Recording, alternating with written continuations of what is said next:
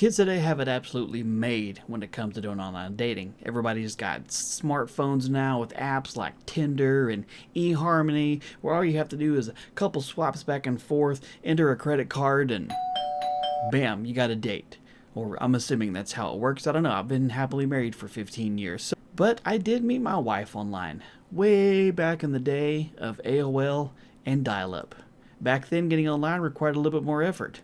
You came in, entered your magic login information, clicked connect, and basically just left to go do something else and come back for a while. And everybody from my age group remembers this fantastic sound.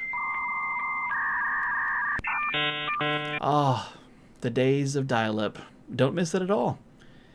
And if you were really lucky, right after it finally connected and you finally made it to the main dashboard, you got this sound. You've got mail. Oh, man, back in the days when it was great to get email. Now you get so many of them that you'd rather just get a letter in the mail than actually get email. But at one time, it was actually exciting to get email. And also back in those days, whatever, your online profiles didn't have any pictures. The only thing you had back in the AOA days was a little info box that had your name, which everybody just used as their screen name at the time. Nobody had their real name. You had a box of like your male or female. I think there was a place to put your age group on there. I don't even remember that specifically. I'm pretty sure there was. And then you had like interests, hobbies, and your location. And that's pretty much it.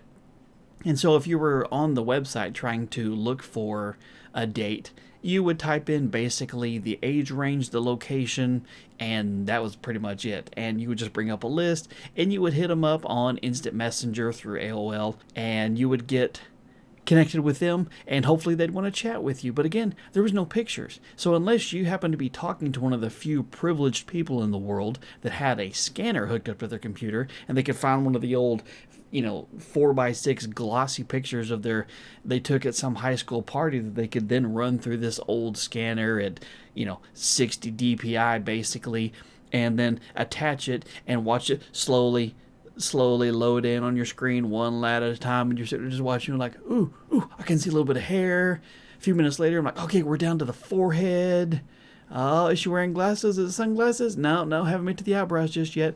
So it took forever to get an actual picture there, and that was if you were lucky enough to find somebody with a scanner. The first time I ever met my wife in person, we had never seen each other because neither one of us had a scanner. We didn't have any pictures. There was no way to connect your camera to the computer, and if there was, everybody still used the old school cameras that you had to get the film developed, so there was no way to do that. Back then, being able to try and find somebody online meant that you spent a whole lot of time just, and getting to know somebody back and forth, and maybe if you got lucky, you could get a phone number, and then you could call and talk to each other for months on end before you finally got up the gall to meet at Brahms or something and have some ice cream together, and that's how you met back then. But there was another way to meet people online back in the day, and that was with IRC, Internet Relay Chat. This was a real popular thing back in the dial-up days. You can go back to the BBS days, even when dial-up was in its infancy. It's basically the chat rooms of the day. You'd find a topic that you're interested in, join a chat room, and talk to a lot of people back there. But the most popular thing that you always saw online, and anybody from back in the day, or probably even now, at least to an extent or whatever, was ASL.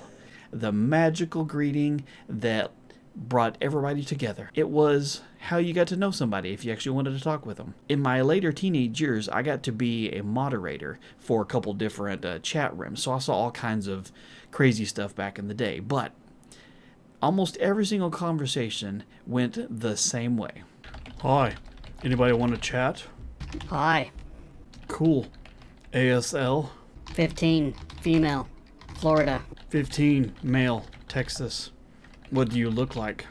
5'2", 110 pounds, black hair, brown eyes. Wow, you sound really hot. Do you want to PM? Sure thing. And that's literally how the conversations went, every single time.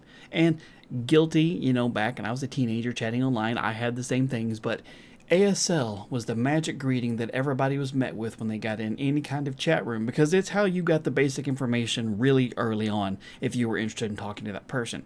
If I'm looking to talk to a female person, I need to know their age, I need to know if they're female, and I need to know where they're located, which at the point of the internet didn't really matter where they're located, other than it was just, hey, this is kind of cool. Now, it was always great when you got the same two-letter combination as yours to match up, like, oh, she's the same age and she's a female and she lives in Texas, we could possibly meet up, even though it could be a 12-hour drive away from each other and we were both teenagers, so it was not actually going to happen. But ASL was the magic greeting that brought everybody together on the internet. And now you guys don't have to do that, because you can just click an app and say, this is what I look like, this is my age, this is how far away I am, and here's a picture of my butthole, basically.